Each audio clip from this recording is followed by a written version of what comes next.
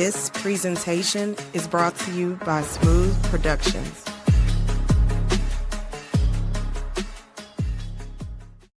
Welcome to another edition of your Wednesday Night Sports Delight, the platform sports talk show.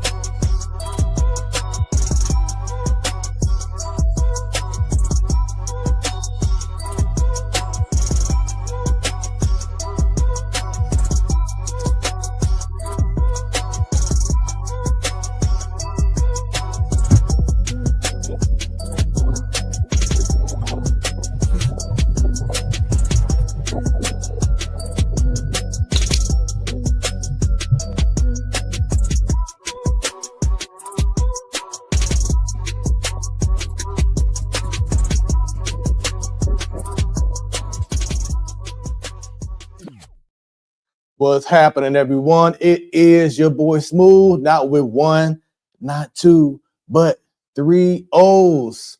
And the Sports Talk Show is back, your Wednesday Night Sports Delight. Glad to have you back on here. Another beautiful day, and your Wednesday Night Sports Delight is here.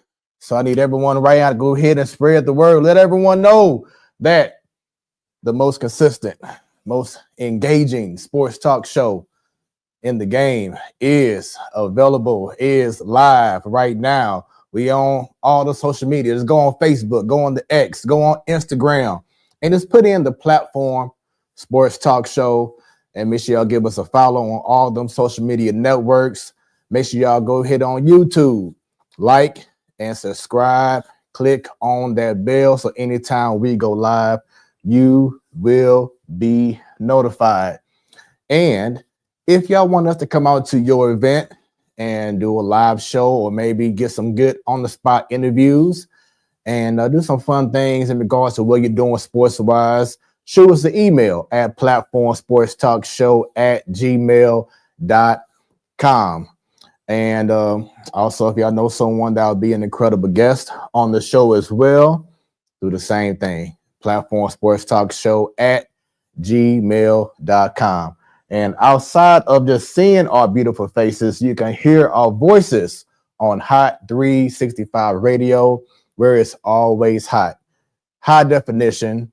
Check us out on their website, hot365radio.com, or via the App Store on Google or on the App Play, iOS. They also have twitch.tv/hot365radio. So they're doing things as well outside of just on the radio side, but visually, just go to Twitch. And you can also check out the most recent replay of the show, which will just be on the website or on the App Store every Sunday at 3 p.m. Central Standard Time. So I need everyone to go ahead and like, hey, the Platform Sports Talk Show is on. They consistent. They on time every Wednesday at 7 p.m. Central Standard Time. It is not just about the main show. We also have Ladies Night. So you have Jobo, you have the host Bunny, you have my wife. Shouts out to you, Jay Yonsei, and PSA. The ladies are looking for more ladies who love sports to be a part of the Ladies Night panel. Once again, this is a serious thing. We take it serious. We need people who are going to be committed, dedicated, can bring another point of view, can bring even better energy to what we already have here at the Platform Sports Talk Show family. So if y'all know of some dedicated, love to talk sports ladies who will be a great addition to what we have to this brand, please let me know, let any one of the panelists know. Shoot us an email. Once again, platformsportstalkshow@gmail.com, and see what we can do and get them on here and be part of the family. Then every last Wednesday of the month, you have the Man Cave, which goes down next Wednesday. So shouts out to the fellas, host Stanton. You have T-Bone. Shouts out to your brother. You got Career Black. You have Rio, and you have Sadal. So a whole lot to talk about in regards to the main show, Ladies Night, and the Man Cave, where anything can go down. Then outside of sports talk, I do have my podcast called Smooth Conversations, where the conversations are always smooth. Every Thursday, either it'll be live, which you'll see on YouTube. Just put in Smooth Conversations once, and that's Smooth with 3 O's. Check out the archives, you check out live shows, and then also have on Beat District Radio, KBDR, Beat District Radio. Go to their website, beatdistrictradio.com, or download the app, Google Play or the App Store, and you'll be hearing a show, whether it's live or pre-recorded, on Beat District Radio every Thursday at 6 p.m. Once again, whether it's live or a pre-record, you'll hear it on Beat District Radio. So I think I have all that taken care of. So now it's going to time to bring in the panelists. Up first, she's holding things down from the Boondocks. I said it's so relaxed. I gotta do like this from the Boondocks. Jobo, what's happening? What's up? You threw me off guard. Usually Bunny's first. So what's up, everyone? Happy Wednesday. Well, it's a special reason, because the reason why we had the announcement with Ladies Night is because you will be leaving. So this is your last show for hopefully not too long, but for quite some time. So got to go ahead and bring you in first, bring you in right. So bittersweet, as you see right beneath my name. That we're gonna miss you, Jobo. Now, she'll still be in the chats and everything, but she just won't be on the show doing her thing as she's getting ready for baby number 2. So yeah, how you feeling, Jobo? Yeah, feeling good. Feeling ready. Ready to get this show on the road. Tired of being pregnant and a little nervous, but I'm just ready to get it going and not be working for a little bit, like actual work. But yeah, I'm excited and excited to have a month or so off of work and spend the summer with Mia and Clark and Brendan and just enjoy being a mom of 2. Hopefully their recovery's not terrible. Yeah, so we're gonna put it out there and say, let's see, you expect it next month, is that correct? June 13th is my expected day, but possibly a week before that. All right, so we're gonna plan. Hopefully this works according to plan, but we're gonna try to target a return around maybe September. Yeah, we do something like that. Maybe maybe we'll be talking some exciting September baseball in St. Louis. Right. So yeah, we're gonna target maybe mid-August to September. See about that range right there. But definitely appreciate all that you have brought to the show for the many years that you've been on. And sure, I think it's no secret that you're like my ace when it comes to this show. Just being on here consistently, whether it's the main show or Ladies Night, and just seeing your growth. Even when you had to do the show by yourself one time or a couple times, you know how to hold things down. Back then you were like, I ain't doing that. I don't know what to say. Now, it's spooky. now you a natural because you got that experience in. So just seeing the growth, seeing and for those who don't know the backstory, Joe and I we still work. Well, no, we don't. She works somewhere else now. But we did work at the same building, at the actual job. She sat right next to me, and I trained her on a couple things. And during that time, I found out that she really loves sports. And so I'm like, hey, I got a sports talk show. Why don't you and your husband? I found out about her husband and everything as well. And I'm like, why not bring y'all to the show just to get y'all point of view on this, whatever. So they started out as guests on the show. And I'm like, man, they too good to not, especially Joe. Like, she's too good to not, be on this show. Like, let me extend the invite. So then what we do, Joe. You came in on just certain segments. Joe knows talking about tennis. I'm sorry, tennis. Talking about baseball, hockey, and then all of a sudden, like, man, I got to get you on for everything. So now you're here. So that's the backstory. But once again, just great to have you on the show and you being a pivotal piece in regards to the Platform Sports Talk Show Network. So once again, thanks, Jobo. Yeah, and I always appreciate you asking me to be on the show, and I have fun. It's something to look forward to on Wednesdays. Get to talk about something we all love, which is sports, whether it's good locally or not. But there's always something to talk about, and obviously, I will be in the chats. I will be in the chats, giving you and Bunny some crap and asking our guests questions and whatnot. So I look forward to it. Yeah, we wouldn't have it any other way. So once again, Jobo is about to go ahead and take some time off. Hopefully we'll get it back around August, September time and everything. So we'll see what's up. But the main thing is that she's healthy and brings in a new edition next month. So that's that for now. And I don't think she's ready yet. So Bunny, okay, she ready. Here we go. See, I gotta make sure, cause y'all, she been doing her thing. You know what I'm saying? Today she in the kitchen whipping up a whole Thanksgiving meal. So we're gonna go ahead and bring her on right now. Bunny, what is happening? Off mute? Yes. Off mute. Good evening. Happy hump day. Hump it up, right?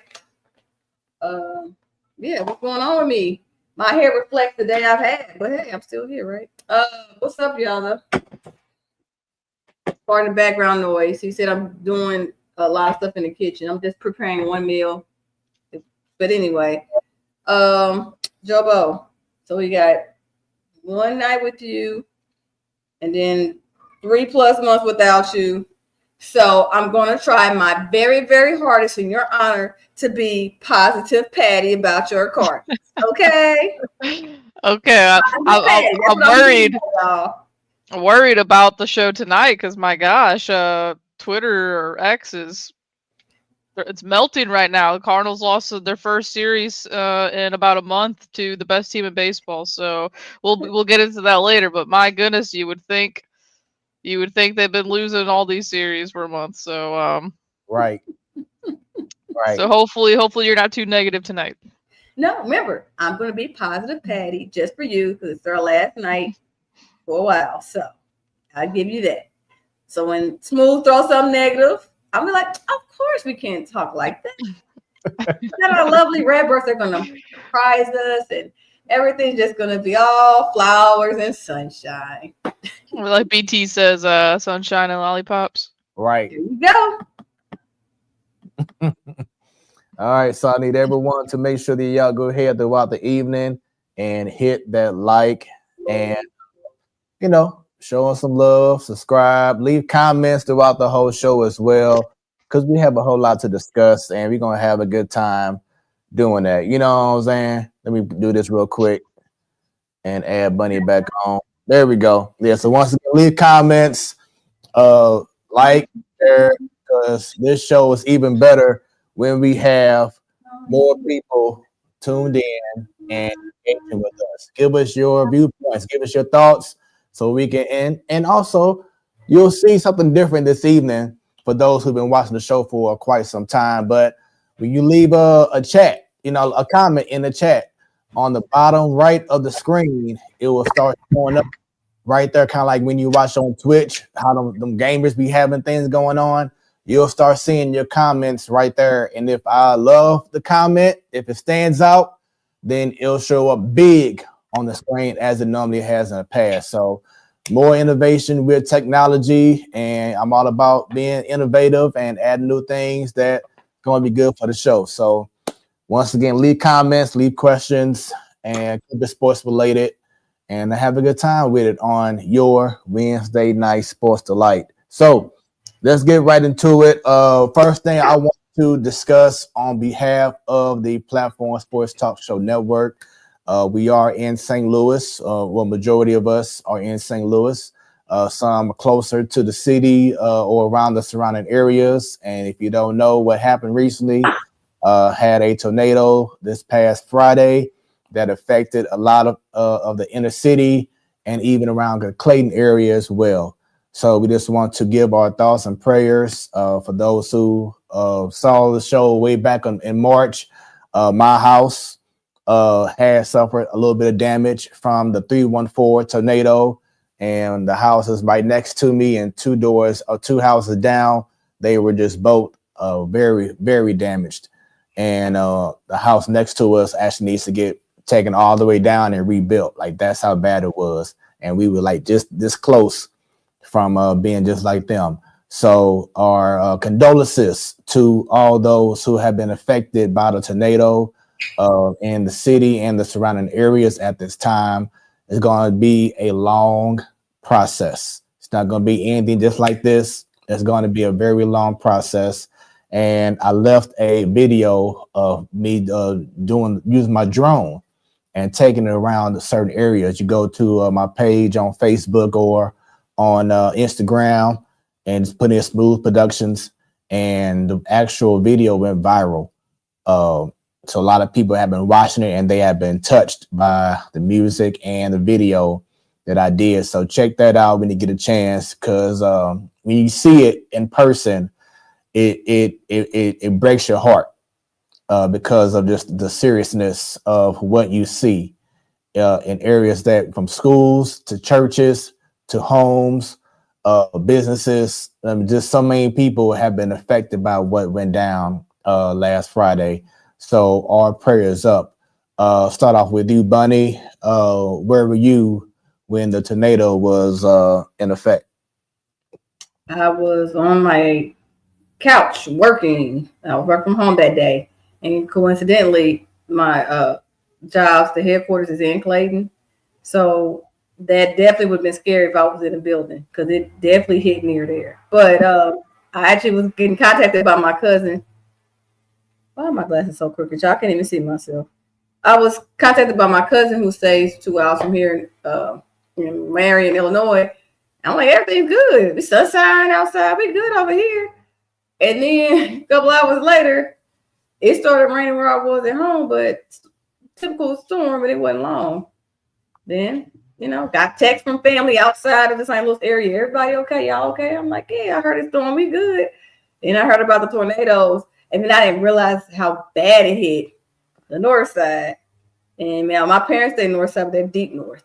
So it wasn't in their area, but still. And I started seeing the videos, and I'm constantly getting text messages from families and calls. I'm like, we're good. But that's how it made national news real fast. And then I had to start thinking, like, who do I remember to stay in the city? So I'm reaching out this person, that person. By Sunday, I was like, oh my gosh, I didn't realize how many more people I knew that stayed in the city that got affected by it. Like, minor damages on their homes, but still, I'm like, let me check on them.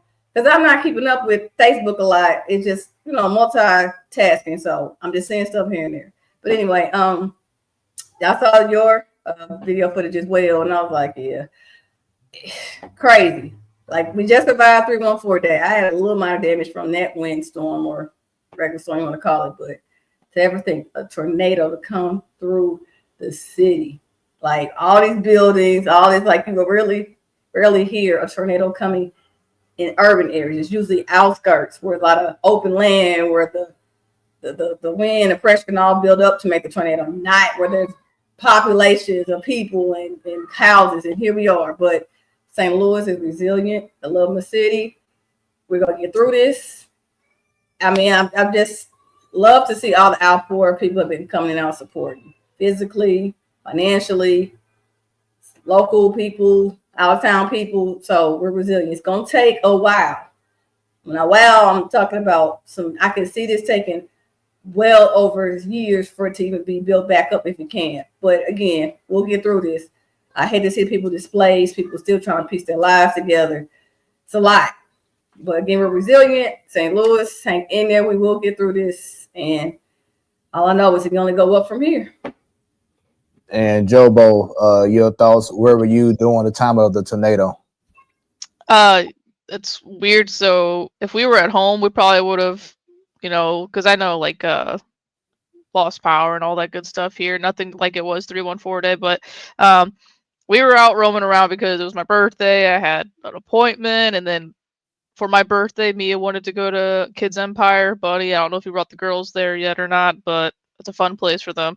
And that's out in Fenton, so we were in Fenton when it happened, and it got really dark and lights flickered, but nothing crazy. But my dad lives by the zoo, and my youngest sister works by the zoo, and so they said it got a little scary in that area, and I know the zoo got hit pretty hard, but yeah, so luckily nothing here, but it is just crazy. It's like we just got over, well, not even over, because I mean, if you drive out here in the Imperial area, it's still it's really bad. There's tarps over everyone's roofs, and some houses have like random like playhouse wood hammered into their houses because they had holes in their houses and stuff, trees down everywhere. So just from 314, people are still trying to recover from that, and then it happens again. So like I said pre-show, I don't remember a spring of storms like this to where they're severe and there's multiple tornadoes and whatnot in the St. Louis area. But like Bunny said, though, we'll get through it. Usually, sadly, scary situations and stuff like this make everyone stronger, but there are people out there that, I mean, I see it all over. Everyone's like, if you need shelter, if you need food, if you need this or that, go there. So but yeah, St. Louis and whatnot will get over it and get stronger, but it just scary. It keeps happening. I need it to stop because I'm tired of it. Yeah, most definitely. We all like, man, we just getting tired of seeing this rain and whatever. And then now next couple of days, and even though people will say I would take 60 something degrees than having pouring down rain like we've been having, but this weather so far in 2025 had just been off the chain. But just grateful that we're all here right now, being able to be on this show still at this moment, because it could always be worse. So once again, our condolences in regards to everyone who has been affected by the tornado in the area, and prayers up. And make sure y'all just go on social media and check out the resources that's available for those who would need it at this time. So let's go and get right to our regular topics. Start off with Bunny. You now have my attention. What sports story or stories has your attention?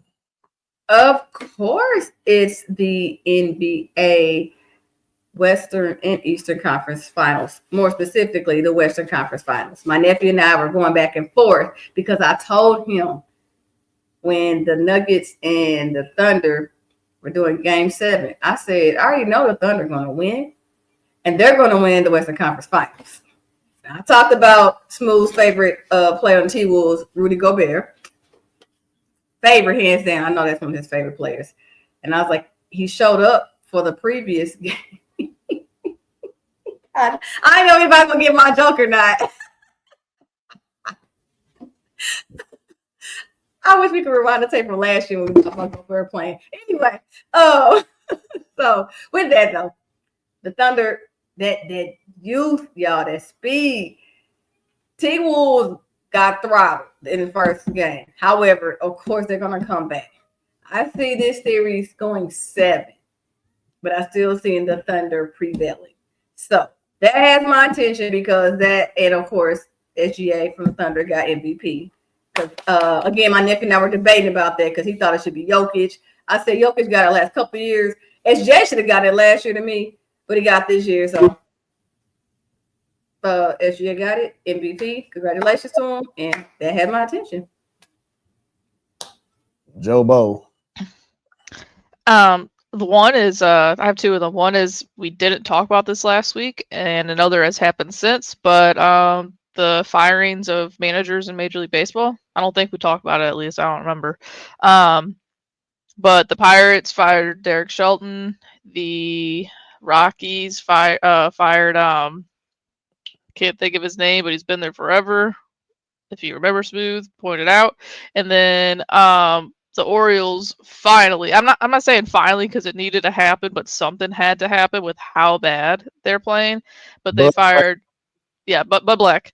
And then the Orioles fired Brennan Hyde, who just won the manager of the year 2 years ago, you know, getting the Orioles into the playoffs for the first time since 2014, I think. So yeah, just a lot of firings. The first two, the Pirates and the Rockies, I think it's kind of silly because nothing's going to make those teams better unless the owner spends money, and that's not going to happen. The Rockies is really silly because Bud Black's been there for a very long time, and come on, it's the Rockies. They're 8-40 or something right now, like something absolutely brutal.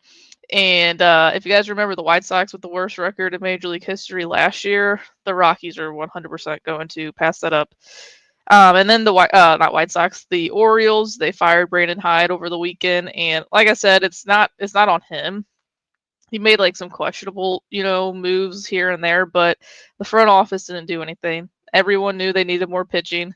They're always holding on to their prospects, never wanting to trade them, and and they got new owners who were sitting there kind of flaunting that they're gonna, you know, go out there and spend money, and that hasn't really happened yet. So, and they just won their first game today since, shoot, I don't know, they were on like an 8 or 9 game losing streak until today. They won an extra inning. So, that's my first part, and then second is I don't know if you guys have been seeing all this Juan Soto drama. yeah, Uh, I think it's kind of silly. Like, so, Bonnie, if you didn't hear it or anything, but Juan Soto went back to Yankee Stadium this past weekend in the Subway Series, and didn't have a good series, but whatever, you know, it's not everyone's going to have a good series. And there's just, you know, the bleacher creatures turned their back to him, whatever. His first at bat, he got booed very loudly, but it was funny because he tipped his helmet to the crowd, just being funny. Like, I liked that. That's petty, and you're just getting it right back to the fans. I love that. But then Sunday Night Baseball, he said he'll do the on the field interview for during Sunday Night Baseball, and then like 40 minutes before the game, he changed his mind, which I don't know why he would agree to it anyways, because he's in the outfield in Yankee Stadium. You're bound to hear some crazy stuff out there live on air. But no, and then Michael Kay, what the Yankees broadcaster, saying that he has it on good authority that Juan Soto wanted to be a Yankee still, but his family wanted him to be a Met. And it's been ugly ever since. Not running out of the box. Everyone thinks he needs to be busting his butt out of the box, as if everyone else does that nowadays. And also, now in the Red Sox series, he hit a ball off the Green Monster. Didn't hustle. It was just a base hit. Mendoza, the Mets manager, was like, "We'll talk to him about it." And then tonight, I don't know what he's done since, but his first 2 at-bats, he struck out looking twice on 6 pitches. So everyone's saying the Yankees Subway Series broke him and whatnot. But I mean, I think it's being talked about too much. I mean, it makes sense because it's New York. But I think Juan Soto's going to be just fine. Like, you got Mets fans calling him the new Bobby Bonilla. Like, come on, let's calm down now. So, but yeah, the Mets fans are pissed off. Yankees fans are loving it, as if they didn't want to give up their firstborn child for Juan Soto during the offseason. And yeah, you know, so those are like 2 things. Baseball's been kind of crazy lately with storylines, and like, not to mention the Dodgers just they won in extras last night after losing 4 in a row. They got swept by the Angels at home over the weekend. So what's up with that? But yeah, I don't know, just some fun, different types of stories that have my attention.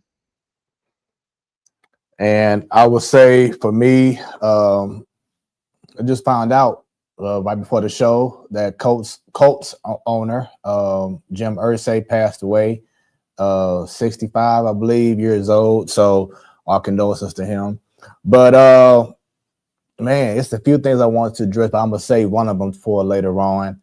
But I would say the NFL, they did not agree on removing the push, as they call it in Philadelphia, which I don't know why that was even an issue in regards to it being a discussion to ban it. I mean, it's part of the game. It's completely legal, and teams are just mad that Philadelphia Eagles know how to properly use it. I think that should be something that all teams should do, is find a legal way to make a play. And that's what the Eagles did. And teams are mad that they can't figure it out. They can't stop it. But it's part of the game. So why try to take it out? Something else that they recently or were trying to agree on or see about putting on the table was something that I've been wanting to see in football, which is the division winners and a better record in regards to the playoff tree and how you should be ranked, or in what spot should you be in. Should it be based off of you winning the division and you automatically get a home game, or should it be based off of the best record? And I'm one of them innovators where I feel that, yes, even if you won the division, but if you only won the division and you 7-9, like the Seahawks were a couple, like maybe 10, 15 years ago, but then you had other teams that won 11, 12 games, but because they're in a tougher division or different division, but they won more games, they still have to have an away game and play against a team that only won 7 games. I'm on the opinion that it should be based off of the best records in football. Yes, you'll still get your trophy or flag or whatever you want to say. Hey, I won the division. But when it comes down to seeding in the playoffs, I believe that it should be based off of overall record.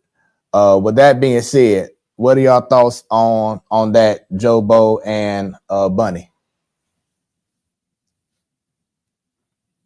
I'll start with you first, Bunny. Best record. That's it. We playing games not just to make the owners money, but the best person or team that wins the most should get the best. I'm sorry. You said you like to switch it up, basically, right? Smooth. Yeah. On that one, I wouldn't. Best record win. That's how it should be. No ifs, ands, or buts. Win games. You earn your right to be at the top, and if you want to get buys and all that, fine. But no. Yeah. I wouldn't switch it up. Yeah. Oh, go ahead, Joe. No, I was just saying I agree. Best record, like Bunny was saying. Yeah, I just feel like we should be rewarding teams for how good they did in the season, and that's no matter what sport it is. Because I felt the same way in regards to baseball. I think it was one season, Joe, that like the Cubs and the Pirates both won like 100 and something games.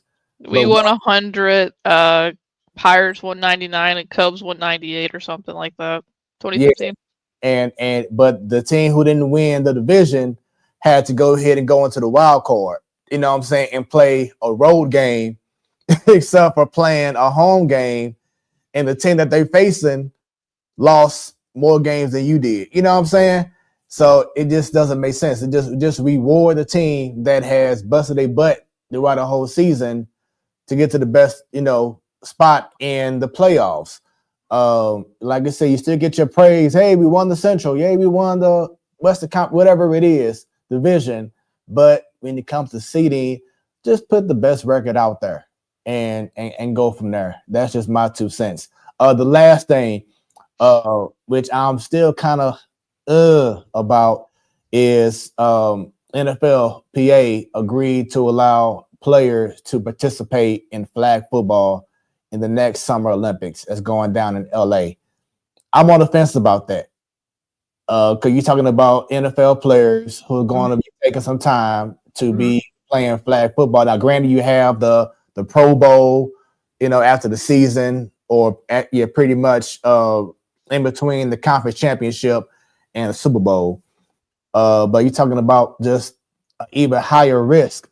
Because if you're playing for your country, you're not going to be half-assing it like you're doing for the Pro Bowl. you playing for your country. So that's a whole different pride, and you're going to want to be on that field. You're not going to be just doing whatever. This is the real deal. Yeah, and I feel like it's like every preseason, that's when you see all the real big injuries and whatnot, you know. So and I know that's like full on football, but I don't know, that is weird. I don't know how I feel about it either. Has there been any players that have like said, "Yeah, I'm doing it," or Justin Jefferson, he was on the podium yesterday with Goodell and some other players talking about how he's looking forward to finally getting the opportunity to play for his country. But yeah, that's the only like crappy part is like they don't ever have a chance to compete for their country, you know. So that's why it's cool, but I get it for like a regular NFL season type thing, you know. Like I said, preseason's usually where all the injuries happen. So now you got this happening. But a lot of the big injuries happen like immediately in preseason football games or week 1. That's a stretch. So we're specifically going to talk about football, NFL. Big injuries. Nah, do you see the injury reports every week after the season starts? It's not from this preseason people aren't playing. And maybe are you referring to more of the superstars? But no. The big ones are not all in preseason. And I was going to say, with the NFL agreeing to this, they probably had to get the union involved, of course. But it's marketing for them. And Joe Bo did mention, hey, players don't ever get to play for their country. This is the one opportunity they can. Now, granted, trying to find a parallel here. Hockey is a physical sport, maybe not as physical as NFL, but when we have Winter Olympics, don't all the NHL players play for their respective countries? Take the little break and do that. So, yeah, but they don't have like. We're not even traveling. We're here in LA with the Olympics, so they're not even traveling, but to the state of California, LA area specifically. When we got those players for NHL going for their own home countries, they're going across the world literally. And then training how they do it, diet, all that's going to be different. It's 2 weeks, 3 weeks max. But I'm just saying, it's a once in a lifetime opportunity. And everybody that's a superstar in the NFL still not going to play flag football. And of course, it's not for all positions. It's not like it's regular traditional football either. Treat it like OTA, basically. Treat it like it's the off season. Like they train when they're not in season. Treat it like that. yeah, I was gonna say it's not like legit football though; it's flag football, you know. Right, that's why I said treat it like it's off-season training. If injury happens, it's messed up. But again, we've heard of people getting injured off-season from freak accidents, star players. So, again, if it was like regular football for Olympics, okay. But flag football, playing for your country that you don't get an opportunity, your sport's big in your country, but you can't even play in it. Like that sounds so crazy. So. I think the risk is worth it. From what it's free marketing.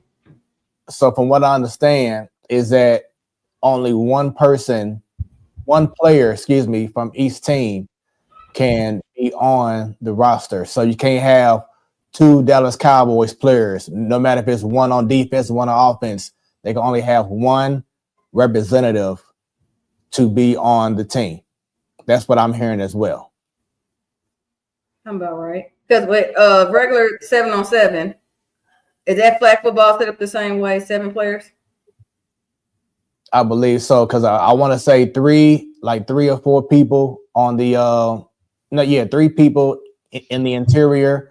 Then you have your wideouts and tight end and quarterback. So yeah, that sounds about right. So how many teams are in the NFL? What, 30, 32? Yeah. Not that much room to have everybody to make it from each team. But, the point is your most sacred person is the quarterback. For flag football, it's no tackling. Treat it like a workout. And I think they'll be fine. It'll be different, that's for sure. Right.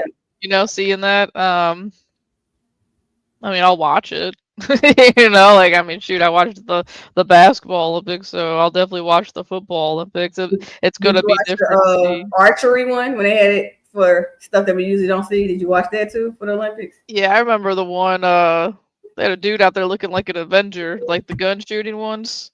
Like they got some wild stuff that they do. But yeah, I'll watch it for sure. It'll be something different. Yeah. I don't know if Bonnie's talking to us or her family. Yeah, I can't tell. Okay. But you talking to us or you on mute on purpose? You on purpose. Got freak in the Okay. background. I had to tell her something. So no, my apologies. But now Okay. I just want to make sure that we don't see in flag football what we saw with that dance competition. Oh yeah. Oh You talking about the break dancing?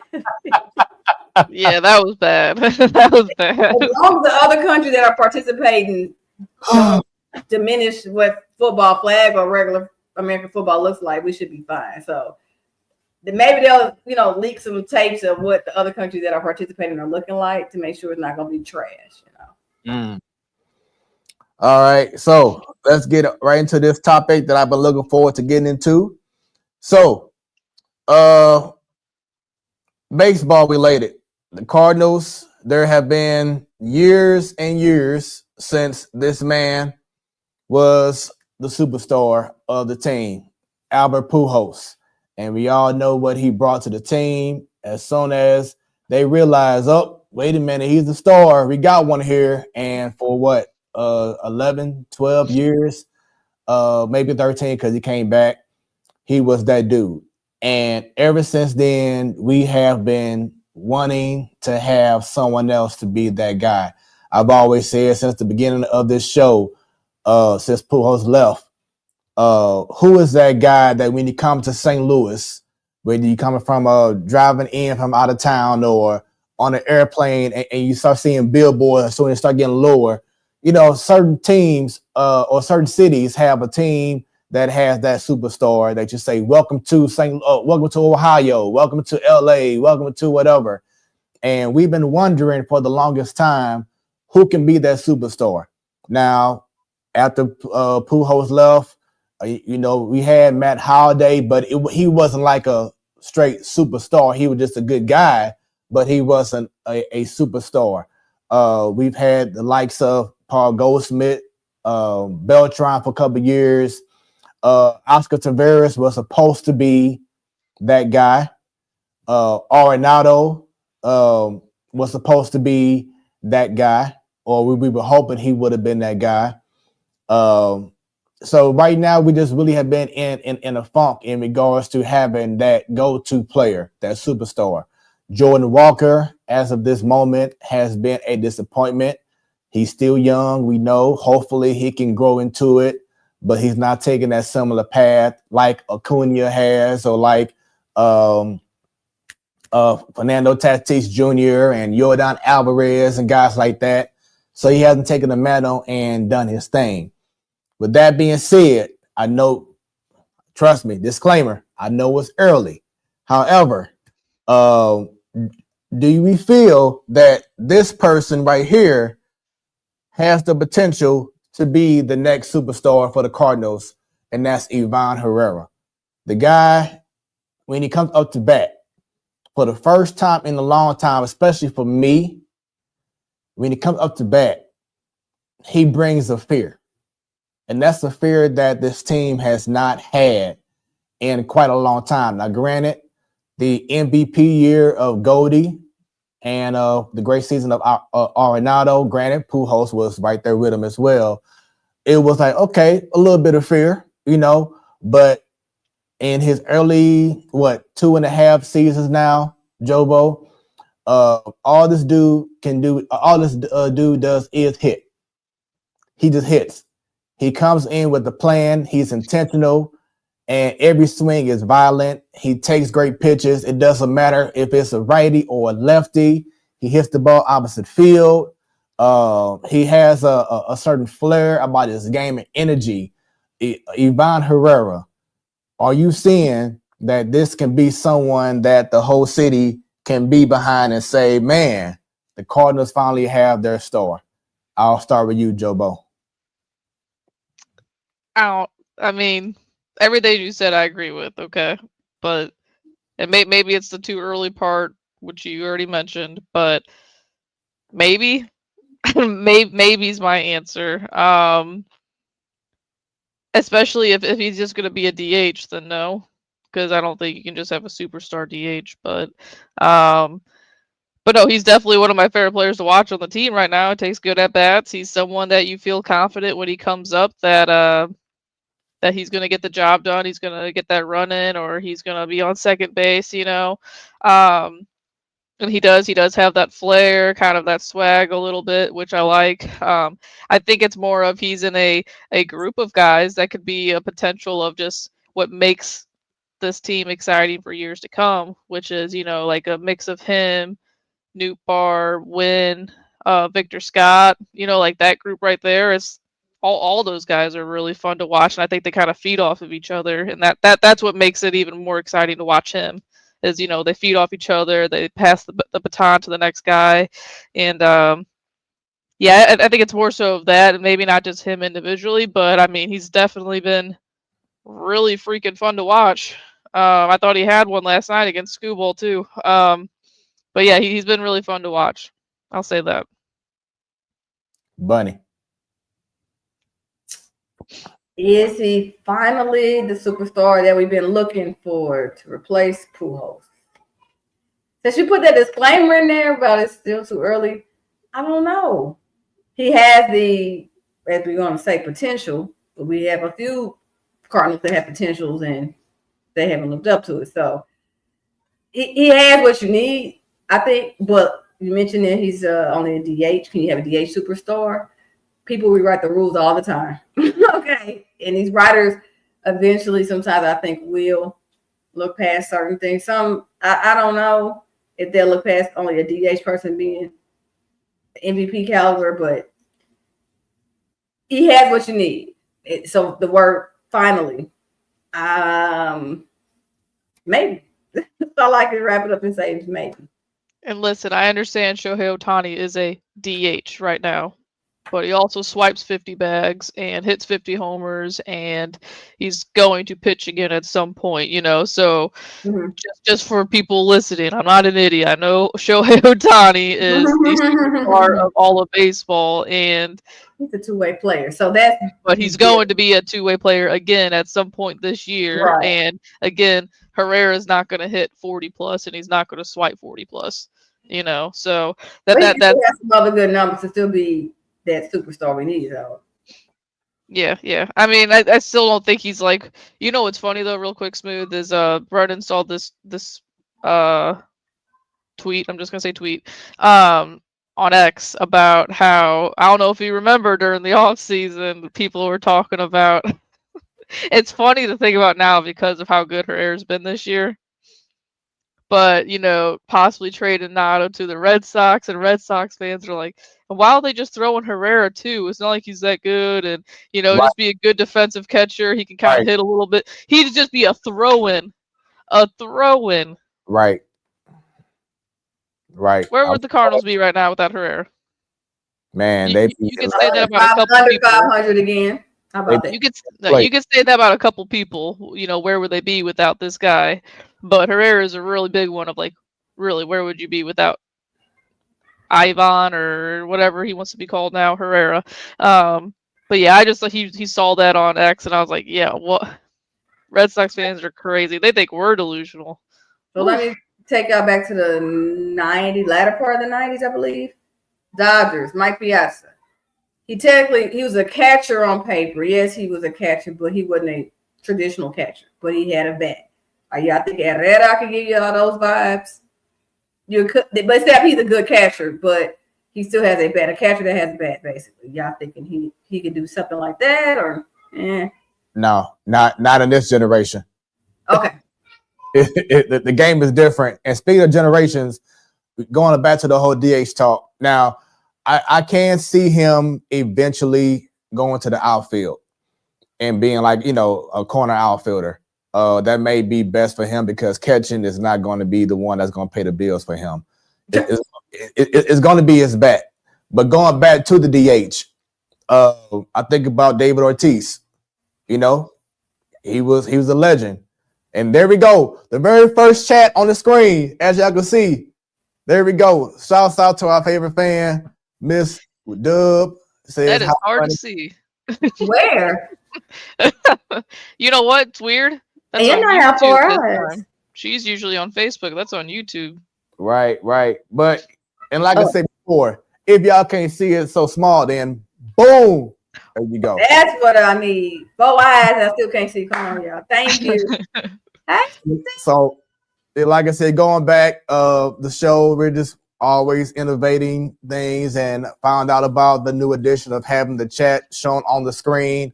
All the chats at one time, and if I see something that I like or whatever it is, something that stands out, then I blow it up like you just saw. So that's a new addition to the shows, and we'll see how it goes. But yeah, going back, I think about Ortiz. He started off as a first baseman, but he sucked. He just didn't have the range, the movement to be a first baseman, and he got to the DH role, and he's a Hall of Famer. Edgar Martinez, I believe he just got to the Hall of Fame. What did he, a couple years ago, Joe? Oh, did he? Yeah. I don't know if he did or not. Let me double check real quick. Edgar Martinez, the power of Google. Let's see. Big Google. Google it. Let me see. Did he become a Hall of Famer? But so he was a third baseman for a while, but he mainly shined as a designated hitter.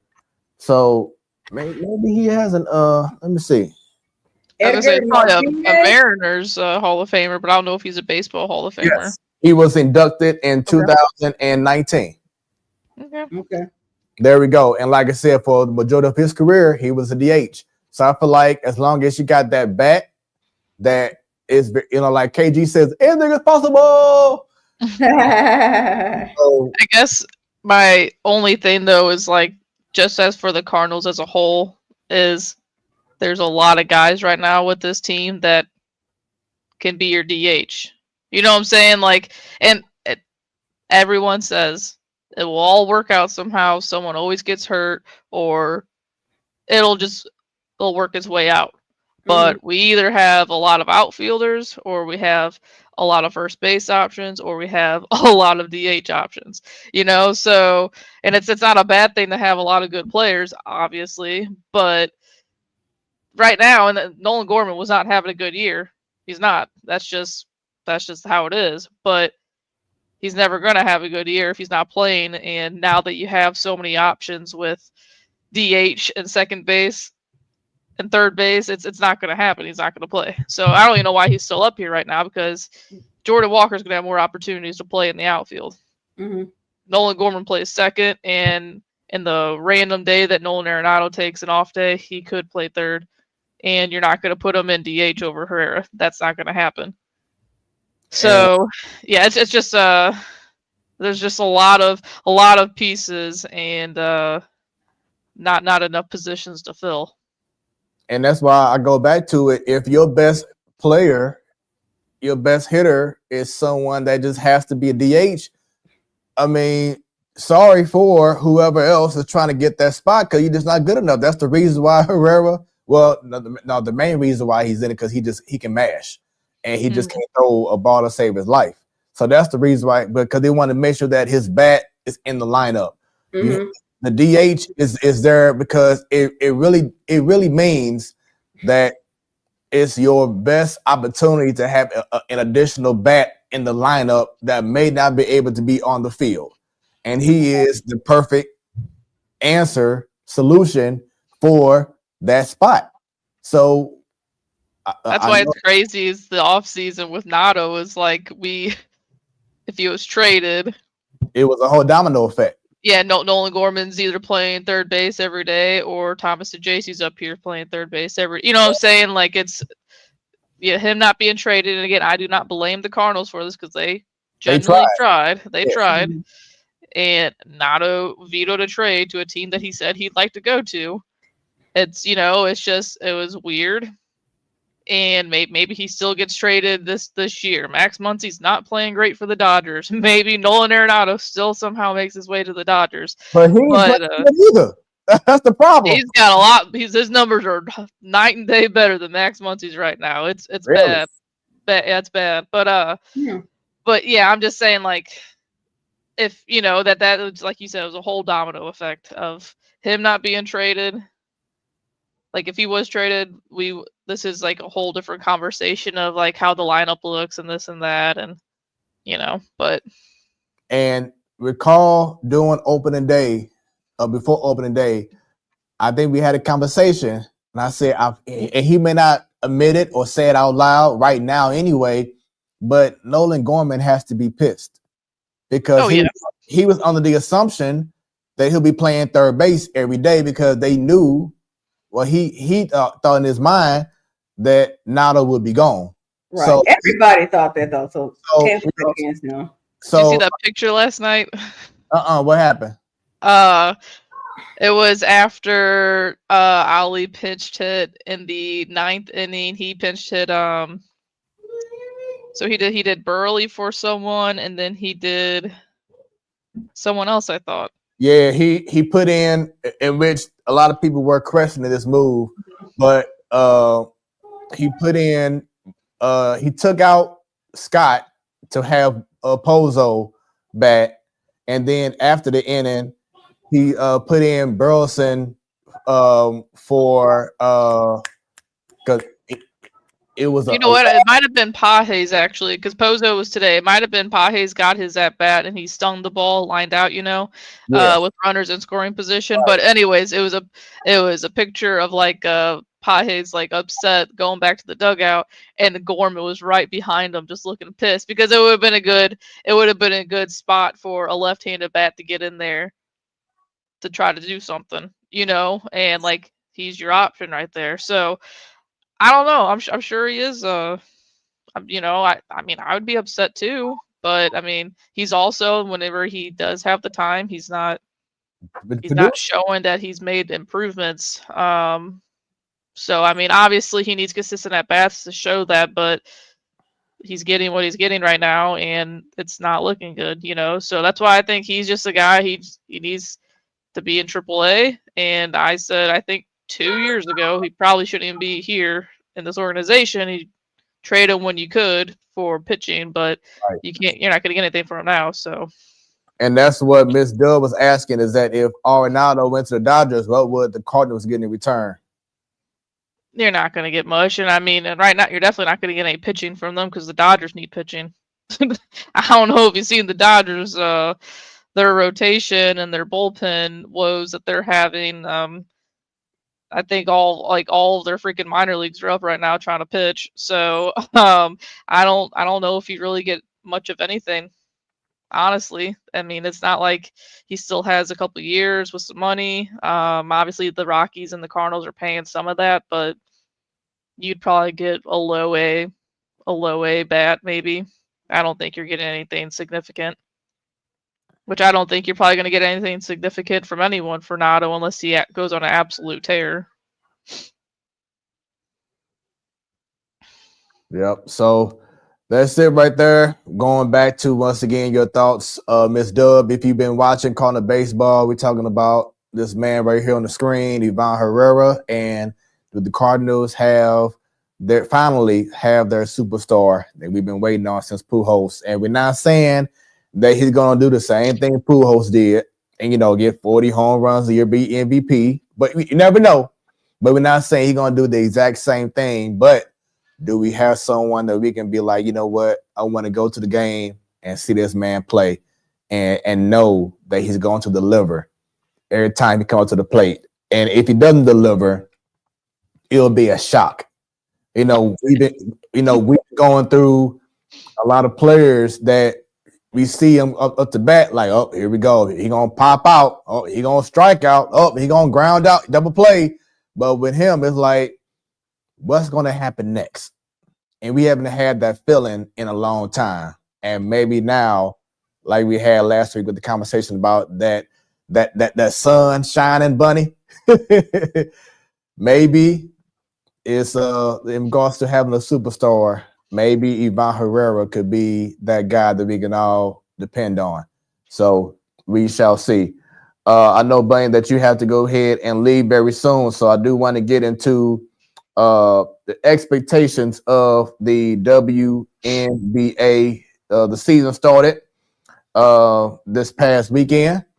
And as I said it earlier, well, I was going to say it in the opener in regards to what has my attention, but I want to wait to this part.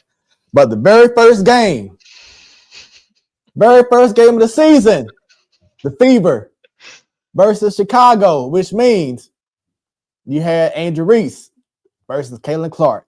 And what was the story all last year, ladies, about those two? Do you remember when I asked Coach Stringer on Ladies' Night? I said, "Hey, will that narrative still run this season, or will it be somebody else?" Remember I asked her this question. Lobo couldn't even get the whole first game in. Like, oh goodness. I think they overcalled it. The Angel Reese, Caitlin Clark foul. Or I'm sorry, Caitlin Clark fouling Angel Reese. I think it definitely got blown up. Yeah. And Caitlin Clark she knocked a lot with stuff anyway. So when she walked away, and Angel Reese is always like that. That's just her personality. Right. And that's the reason why everything sparked off, is because of the reaction from Angel Reese, in which it was a basketball play. Like, if y'all saw the actual play itself, she actually pushed and shoved Caitlin Clark's teammate harder than what Caitlin Clark did. Caitlin Clark was trying to make sure that she even didn't attempt an actual shot or layup by just holding her arm. Then Angel Reese did a, now my wife gonna love this, did a LeBron James and whatever, and then gonna get up and try to get mad. Like, what you doing now? So more about this is that RG3 used to be on ESPN, but now he has his own podcast. And he said that in his mind, he feels that Angel Reese has a serious hate towards Caitlin Clark. Not like a rivalry feel, but like a personal hatred from the time that she was in college, doing the whole "you can't see me" to Caitlin Clark. The league isn't just about one person; it's about stuff like that. So then you get to what happened last Saturday and the overreaction, and then he goes on once again to say that he feels that there's a personal hatred towards Caitlin, or like it's real. So then Ryan Clark from ESPN responds back and says that RG3's take was hotter than Skip Bayless or Stephen A. Smith's takes, and went personal with it, which is very questionable. People are saying maybe he went too far with it, but he basically was saying that how can you say anything about the struggles of an angry black woman or a black woman being mad, but yet you're married to a white woman? And like all of a sudden, it just hit the fan. RG3, like, when you're doing this job, people go, across the line. Ryan Clark, he's sprinting past that line. And now that they both going back and forth, and Ryan Clark is like, I'm not going off on your wife or saying anything bad about you or you and your wife. He just putting out there that you can't go out here and say Angel Reese is an angry black woman and you don't know what she has to go through. And speaking of going through, doing that same game, word is that the fans in Indiana were saying some racist stuff to her. And now the league had to report this. So I'm not sure there's an outcome yet, but it happened last year.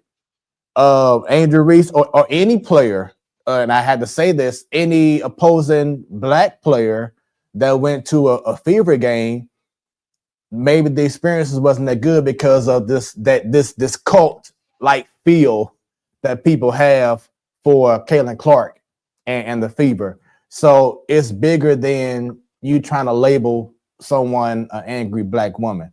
So this is a whole lot that happened after that game that just sparked a whole lot of conversation. So before we get to the expectation of the season, Bunny, just talk about everything I just laid out on the table and get your opinion. Because it seems like to me, like that old song, it seems like you're ready.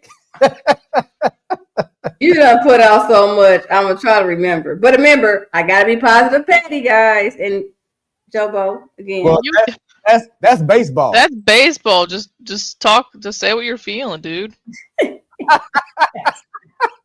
Jeez. Look, now who's sounding negative? I'm just saying. Just say what you want to say.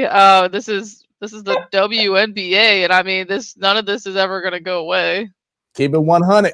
But it's crazy. I mean, that the race had to be brought into it. But I mean, it's obvious. Okay, you have a white player, black player. Both are great athletes, great basketball players. And they didn't go into the WNBA writing their narrative. That's what media does. That's what ESPN stands for, Entertainment Sports Programming Network. So you have these narratives from the media for a reason. They have to keep it engaged. So fast forward. We already know about the first season. First game, here we are. Now, want to throw an asterisk in there. You said Angel Reese pushed Caitlin Clark's teammate harder than how Caitlin Clark fouled her. That could be true. But don't forget, they're two different positions. In that post, you can't be great at rebounding or be good like Angel Reese is if you aren't physical. Guards have to be physical to an extent, especially that it will, when they try to get away doing a push-up before they pull up for a jump shot. I mean, that is physical pushing off. But we know in the post, you got to be physical or you will get ran over and you'll be looking like Rudy Gobert. Smooth's favorite T-Wolf player. Anyway, so I just know it was a foul. It wasn't all that. They hyped it up, but it played right into the narrative. I was waiting for it. I can't get out the Rudy Gobert until the T-Wolves are eliminated from the playoffs. Okay, I'm sorry. But the narrative is not going to wait, as Joe Bo said. You all, it did, again, just all like last year. Again, these players did not ask for the narrative. Their style of player is different. The one thing they have in common, they're competitive. You should be. Now, how Caitlin shows her emotion is different from Angel Reese. But I say it's effed up. As you mentioned, LeBron James, he cries. I see Draymond get excited and over emotional. I see plenty of NBA players that do that. Now, why aren't they getting the same treatment? Maybe they do, but I'm sorry, not on this extent. Granted, we are trying to get more eyes on WNBA, so when you have narratives, it does help. More people want to watch it, but it's not fair. But of course, life's not fair, and us women definitely don't get treated fairly in certain situations. So that's that narrative that the women didn't ask for it. They're playing hard, aggressive basketball, and people ran with it. Nothing to talk about here, y'all. It was just a simple foul. Nobody got injured. Nobody. Now, the stuff in the stands is effed up. And what I was thinking, we talking about WNBA. The Pacers are in the conference finals, and they're about to go to New York, Madison Square Garden, and they really about to hear it. Are these same Fever fans that are doing race or saying racist comments and not acting like a good fan, showing the same energy to their Pacers counterparts who don't have that many white players or a white star player like that? Just curious here. Because I'm like, again, there's the unfairness. Why are we doing racial epithets and talking bad about an opponent, but your Pacers play opponents? Do they get the racial epithets too? Just saying. Last thing.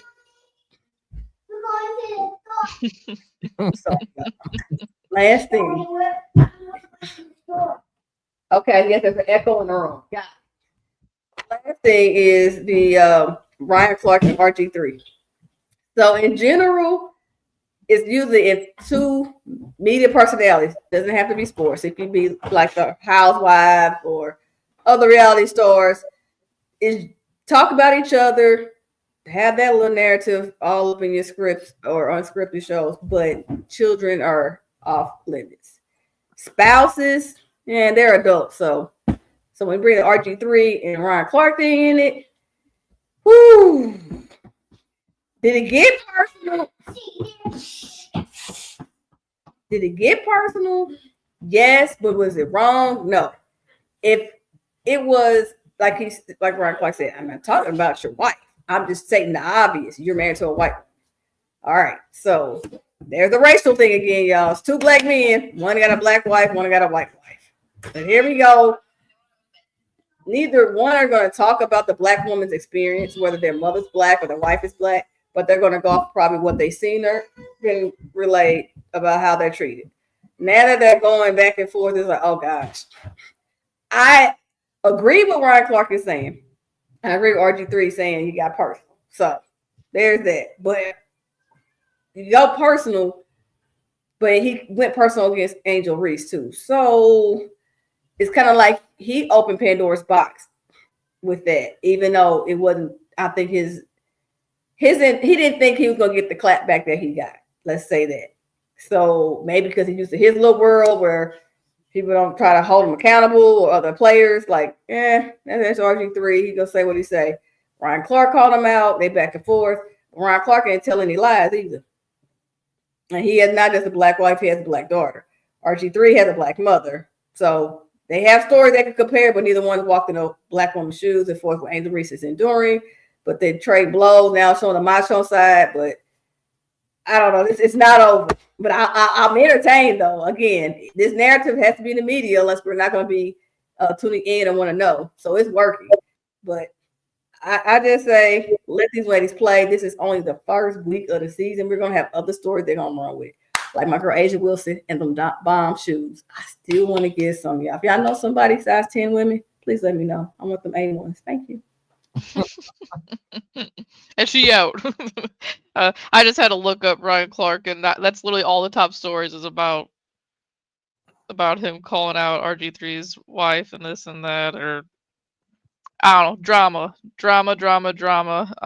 But I don't even know what to say about it. I mean, I feel like a lot of good things could happen in the WNBA, but this is all you're going to hear about all the time is Clark and Reese. That's how it's going to be all year. So, but yeah, I mean, I saw it. It blew up all over social media on Saturday.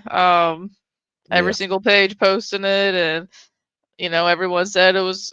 You guys know basketball. I don't. Everyone says that's a good foul. It's a good basketball play. So there's that. And then I think the RG3 stuff though just made it escalate, honestly.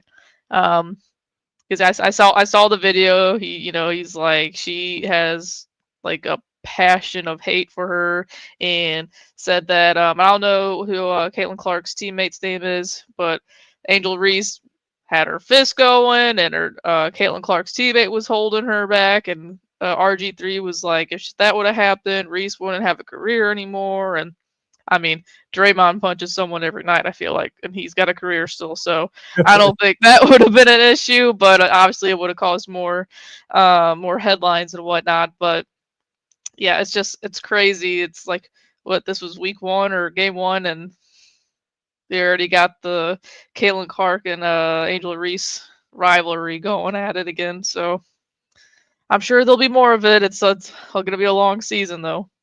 Yeah, it's unfortunate, what I'm saying, that this is going down, and like I said, we'll see what happens throughout the rest of the season. But just taking on that, Bunny, she should be back very soon. But going back to the actual season itself, because Caitlin has a new year now under the belt. If y'all haven't seen, she came back even stronger. Like she's jacked. She's ready now. Because how we talked about this last year, where it's unfortunate because you play in college basketball 1 month, and then 2 weeks later you get drafted to the WNBA, and then a month later you're playing your first professional game. That's a whole big transition. And it took. Now Caitlin had an amazing year last year, but I expect even better for her this year and for her team. Aja Wilson's still the queen in regards to the best player, but Caitlin Clark is coming. She's coming for that crown, and it should be a very exciting it should be a very exciting WNBA season. You have Paige Beckers with Dallas Wings just getting her feet wet now. So many players over the offseason have moved to different teams, like Brittany Griner going to Atlanta. I can't think of her name right now, who played with the Aces. Oh my God, tip of the tongue right now. But she got traded to the Sparks. And then the Sparks, they brought back their second-year player, Cameron, who she injured her knee last year and was out for the whole year. But now she's back for a full season, and that team is getting better. So a lot of pieces have moved on to different teams. So I look forward to seeing, especially now that you have Golden State, Valkyries, the new WNBA team in there as well. So looking forward to the season. It should be definitely exciting. Too early to tell in regards who are going to be coming out of the East and the West. You got the Liberty. They back. They won a championship. The Minnesota Lynx, who my wife and I will be seeing in, I believe, in July. I look forward to checking them out very soon as well. The Feast of Collier, St. Louis' own. I think she was the MVP last year. So shouts out to her. So yeah, just looking forward to it. I think Bunny, you back? Let me know.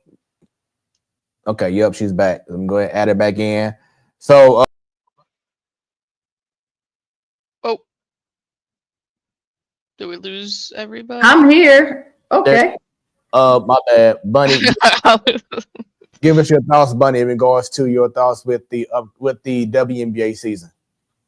It's definitely going to be exciting. There's a lot of high hopes for the Indiana Fever.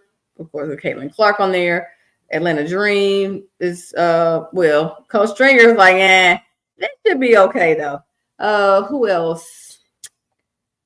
Is it the Seattle Storm? Are they the defending champs, I believe? No, the Liberty. The Liberty, okay. But Seattle Storm is supposed to give them a good competition coming out the West. But I think it's going to be they were supposed to, but they lost in like the first round of the playoffs last year. Right. Okay. I knew it was something like, did they win it? But they're supposed to, they didn't. But they should try to do better this year. Overall, gonna be competitive for certain teams because you think about it. Last year, is it 12 teams or 16 teams? Yeah, I'm sorry. I try to not to mix up my leagues here. The point is, the team that got into the playoffs, a couple of them weren't 500. Yeah, that happened in the NBA too, though. But it should be hopefully getting a little bit more balanced, but again, with this whole first weekend of games, specifically with the Chicago Sky, Indiana Fever, you're going to have people in tune, watching, ready to go. Okay, so I definitely think it's getting better. And, they're drafting some quality women. So definitely like Paige, how you pronounce her last name? Beckers. So that should have been the talk of her debut, which it got a little bit, but of course, the narrative had it from last season spilling over to now, ran with it, but she's looking pretty good so far as well. I think it should be some good competitive games, but you're still going to have some teams at the bottom. So, again, it's just like an NBA. But I'm happy for the women's game overall. I'm happy that the media attention is getting, the sponsorship.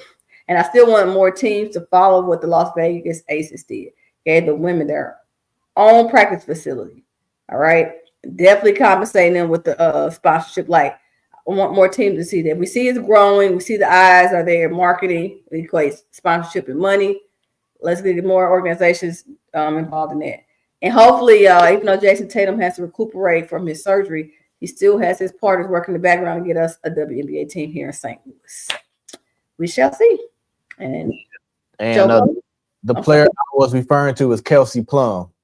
Used to play. Oh, yeah. And now she's with the Sparks in LA. So she out there doing her thing too. So once again, should be a great upcoming WNBA season. Joe Buggy, last time I see your face on screen, wow. Show us that baby bump while I bump on out of here. See everyone in a couple of weeks. It'll be a revamped Ladies Night show while that bump is slowly unbumping. Oh, you here we go. I just said, look at that thing. You know what's funny is everyone keeps telling me everywhere else I don't look pregnant. I just got a big old belly up front. Yeah, which I barely gained any weight, so it's weird with me. And I was like a house. It's gonna be after the baby, weight goes down. I mean, it's not gonna take long because you don't have that much weight that you gain. That's good. Yeah. So, hot girl summer in 2026. Watch out now, oh Nelly. Hot girl summer. B, watch out. That's all I got now. All right. Well, Bunny, thanks for your time. And I know you already said earlier in regards to NBA that you had that's NHL, sorry about that. But you was always saying OKC is going to the Western Conference Finals. And to the finals, yes. And who do you have going to the finals in the East? Oh, that's a toss-up. Man, you know them Knicks fans, boy, you know they are wilding right now. They look, this is showing my age. The 90s. Reggie Miller against Oak, Ewing, Starks. Oh, this is either I can see 6 games. Knicks. Knicks and 6. That's it. There's a tagline, y'all. Knicks in 6. All right. I'm torn because I'm liking how the Pacers are playing. They've been playing. I mean, they defeated the number 1 seed in the Cavaliers. They were injured too. They gotta throw that asterisk in there too, though. What happened? Oh, because of the injury. Yeah. But the Knicks, man, Brunson, oh my God, like this dude here. And I said this in the chat. Well, I said it in the Man Cave chat, but I'm gonna put it out here now. If Jalen Brunson gets the Knicks to the championship, to the finals, he has already had a better career and should be even more beloved than Carmelo Anthony. I'm saying it now. Because Carmelo never got them to the finals, right? Never. Oh, and that's easy. Okay, I can see that. He should be revered and loved just as much than Carmelo because he done something Carmelo couldn't do. And Jalen Brunson does play some defense, at least some decent defense. Melo didn't, so there's that. He is the heart and soul of that team. Carmelo, I would say, very talented offensive player, but he wasn't a great two-way player. Clearly, that's why I said, yeah, Brunson got defense, nothing that Melo could do. So there's that. Hence why spinoff back to OKC coming from the West. When they had the last time they went to the finals was what? KD, Harden, and Russell Westbrook. Right. Harden, of course, once he left from there, he's an all-star, but he still didn't play no defense then. So no defense Harden, no defense Melo, and neither of them have a ring to show for it. There's that. I'm not saying other players haven't had the same situation, but you know, these are high-profile all-stars. Defense may not have won them a championship, but you'd have made your personal stats and career look better. I'll say that. And for the West, this is another toss-up, but I did say that OKC was the best team. When we did our predictions, I said I had them going all the way to the NBA Finals. And as much as I want to see Anthony Edwards get to the finals, I feel they don't have enough to overcome OKC. So I have OKC winning that series. Jobo, you got a prediction? I'm just going to be different than you guys and go Pacers and the Timberwolves. All right, Bunny, thank you for your time, and look forward to having you back on Ladies Night. All right, have a good one. Bye, baby bump. Bye, Bunny. All right, last but not least, Jobo, as we end your time on the show for a couple months, get into some NHL hockey. As we always saw earlier, the NBA Final Four. Now we have the NHL Final Four with the Western Conference, Dallas Stars and the Edmonton Oilers, and the East, the Florida Panthers and the Carolina Hurricane. Hurricane. I'm like, what's the name of it? Carolina Hurricane. So right now, as you see on the screen, for those listening, in the East, Florida is up 1-0 tonight. Dallas and Edmonton is playing. Your thoughts on the Final Four? Well, first, Carolina confuses me. It's like they got a good team, obviously, but I'm shocked that they're here. I think they were here a couple years ago too, but it's just you just don't think about the Carolina Hurricane in the Eastern Conference Final. Right. But no, they actually they walked all over, skated all over the Capitals, and then Panthers. They're the defending champions. I said last week I didn't think Toronto had a chance. They made it close there, but they got embarrassed. 12-2 or something like that in their last 2 home games in Toronto. That can't happen. You had jerseys thrown on the ice, beer thrown all over the ice, fans leaving in the second period. You know, the only thought in my mind of them having a chance was because Chief is their coach now, but they're gonna have to change something big time because they have way too much talent to be not going to the Eastern Conference Finals. They got Matthews and Nylander. They had John Tavares, Max Pacioretty, Max Domi. Like they have all these guys, and even Mitch Marner. I think he's probably going to be gone next year, possibly, and Tavares is a free agent, so they're going to have to make some big changes somehow, some way. And then in the Western Conference, I also said that the Jets had no chance against Dallas, and Dallas beat them. 7-game series, though. Yeah, no, it was better than what I thought it was going to be, honestly. But Jets never won a road game. They just never won a road game. And shouts out to Mark Scheifele, though. I don't like him as a player, but his dad did pass away. And the night before Game 7, and he went out, still played, scored a goal. And then it sucked. I hated watching it because it was overtime, and he had a bad penalty the end of third period, and Dallas scored in overtime, and they just showed him in the penalty box with his head down, and that was just brutal to see, honestly. But yeah, Dallas, like I said, I thought they were just an all-around better team. And so they'll be going up against Edmonton, who was in the finals last year against the Panthers, and we'll see. It would be crazy to see, which I don't know if this happens in sports or not, but it would be crazy to see Panthers and Edmonton in there again. That would be wild. And it would be, Brendan mentioned this, it'd be very depressing, say the Oilers made it to the finals, lost in the finals, but McDavid won the MVP of the finals again. Like that would be, because that happened last year, and I would absolutely hate that. Like, he obviously didn't go on the ice to get the trophy, but that's brutal. But right now, I'll say I'm gonna say Panther Stars for the finals. So but no, I think there's some good. 3 of the 4 teams are really, really, really stacked and excited.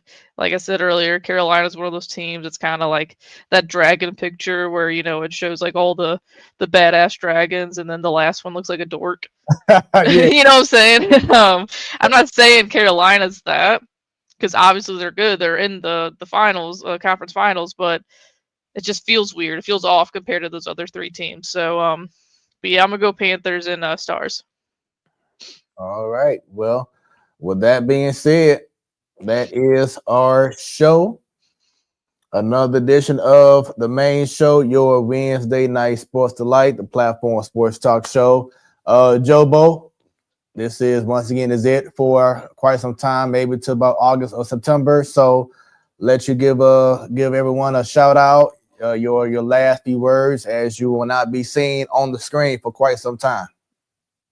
Yeah, my face won't be seen, but my voice will be heard in the chat. It'll be down there on the right hand corner, or Smoooth will just put it up there real big because that's hard to see. But no, thank you for everyone who's congratulated and reached out to me with being pregnant, and I'll have a picture for the show to post once Clarky gets here. But yeah, I'm excited to be a mom of 2. I'm already tired and exhausted and scared, but it's gonna be fine. I have a great husband and great daughter, and but yeah, I'll be posting all sports related stuff, and I'll be chiming in on the Platform Sports Talk Show. I'll be back. And you also have a great support system with the Platform Sports Talk Show family. So definitely blessings and prayers up to you as you bring in little Clark. And thank you once again for all you do for the Platform Sports Talk Show, Jobo. Thank you. All right. With that being said, that is our show. Make sure you give us a follow all across social media, on Facebook, on the X, on Instagram, on YouTube. Just put in the Platform Sports Talk Show, and you will see it all. You will see us, and you will just, I would strongly advise to like, to share, spread the word about the Platform Sports Talk Show. You can also listen to us on Hot 365 Radio, where it is always hot. Miss Dub says prayers for a safe delivery, Jobo. Once again, Hot 365 Radio. Check us out on their website, hot365radio.com, or via the app, either on Google or on the App Store. And you have every first Wednesday of the month, Ladies Night. Miss Dub, I know that you know some ladies who love sports like you do. Shoot them my way so we could add them on as a panelist for Ladies Night. As you know, as you see, Jobo's last night for quite some time. So we need some more energetic, incredible, know their sports ladies to contribute to the Ladies Night panel as we want to continue to grow this brand. So if you know any ladies who would love to be on the show, who is dedicated, committed, and consistent, definitely want them to be part of the Ladies Night panel and the Sports Talk Show family. The Man Cave goes down every last Wednesday of the month. And then you also have Smoooth Conversations, my podcast outside of sports. It's amazing. Check it out. Go to YouTube, put in Smoooth Conversations. Make sure you put in that third O, in Smoooth. And you can also check out KBDR Beat District Radio. Go to their website, beatdistrictradio.com. And also download their app. That's amazing as well. It's like Hot 365. So we got that going on. And it's the main show, the Platform Sports Talk Show Network. Hope y'all have a great rest of y'all day and a great rest of y'all week. Once again, prayers up to those affected by the tornado that happened last Friday. We are praying for a rebuild for those who be able to still be in the community and be able to rebuild us and tell their story down the line, that they were able to survive and rebuild and refresh. So with that being said, y'all have a great rest of y'all evening and week, and tune into the Man Cave next Wednesday, 7 p.m. Central Standard Time. It's your boy Smoooth, not with just one, not with two, but with 3 O's. What you have just experienced was brought to you by Smoooth Productions. Until next time, stay tuned and stay smooth.